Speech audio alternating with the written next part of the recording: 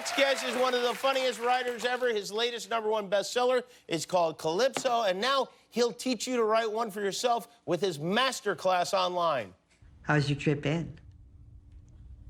Got any big plans for the weekend? These are questions. If it's a question you've heard in a hotel or a store, forget it. There's no place to go with those questions. That's some sort of small talk question. I like a question like, do you know many people in wheelchairs? Good question. Very good question. Please say hello to David Sedaris.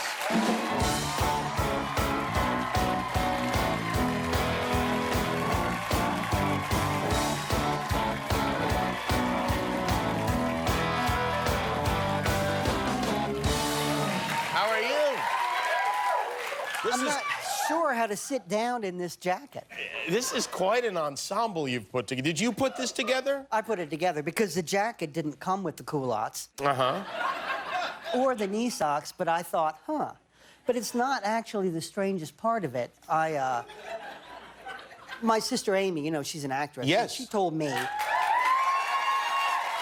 that on those award shows, everyone is held together with tape and like girding.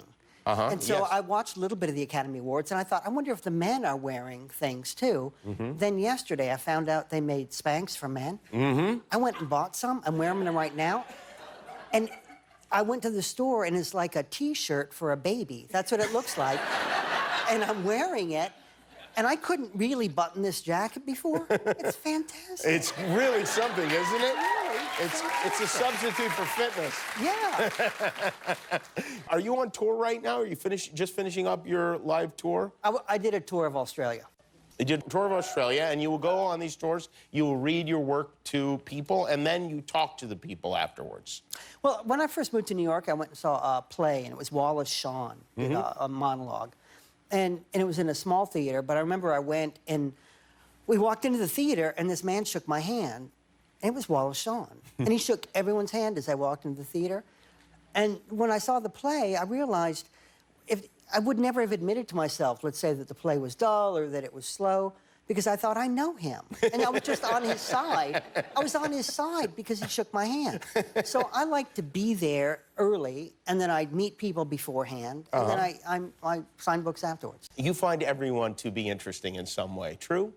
Yeah, I mean, I think if you make people comfortable and they can, you know, sometimes people come and they want to tell you a story, and it's not that interesting. Right. But there's something behind it, or maybe you...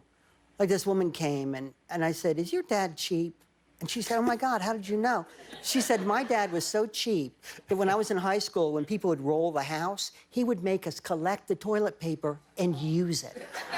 And if it got rained on, they had to put it on racks and dry it out. But can you imagine you're in high school, and your friends come over, and you have hefty bags in your bathroom filled with that weirdly textured, rained on, then dried out toilet paper, and he wouldn't buy any more until they'd used them. Right? For him, it was like money was coming from the sky. I guess that's a positive way to look at it. But I love a thing like that. You have... I love it, too. You have this MasterClass, and I wonder, and I was watching, and I am going to watch the whole thing, because I think you are one of the best writers ever, and I really love your stuff. But I do wonder... Can people really learn how to be funny from watching this? Well, I don't know. I mean, I think they can be reminded of certain things, you know? I mean, quite often I'll see something and people will say, no, you didn't. That didn't happen. You didn't see that. And it's like, no, you didn't see it because you're on your phone every second. I could get on a hotel elevator naked and no one would notice. Everybody on the elevator is like that. Have you tried that?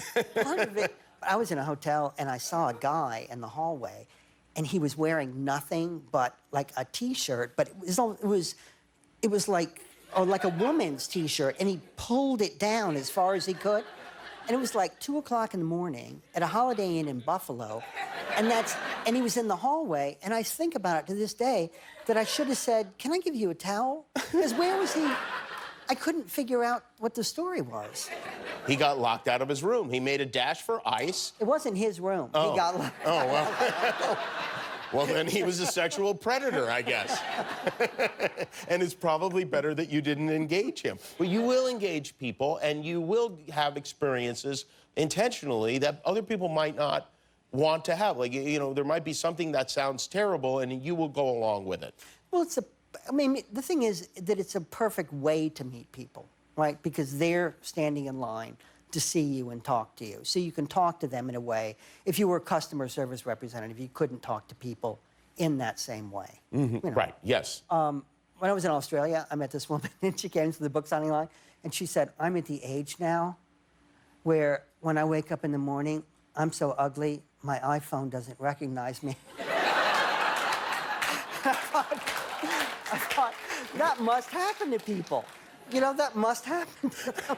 You would be so insulted, wouldn't you? Your phone wouldn't recognize you. Do you ever keep in touch with these people? You meet someone and then... I have kept in touch with them. I met this guy years ago, and I said, what do you do for a living? And he said, well, I'm mentally ill, and that keeps me pretty busy.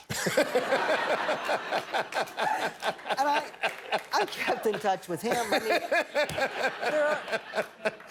there are a number of people who I've met, you know, because sometimes, and it must be like this for you, you have a family, you have a full-time job, and it must be hard for you to have, like, close friends, you know, like a lot of, but I kind of like that. You can just, they can still be your friend, but they're just your friend that way. Mm-hmm. You know, and maybe you see them once every year and a half for a few minutes.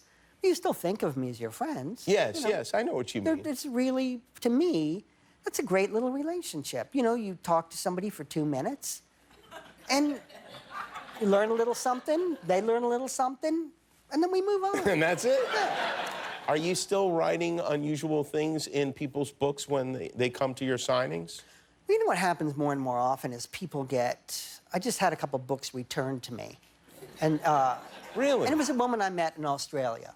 And she said, will you sign a book to, let's say, Robert? And I said, who's Robert? She said, he's my boyfriend. And I said, well, you know, that's great. But I said, don't get too attached to him because he's going to die one day. And then I drew his tombstone in her book.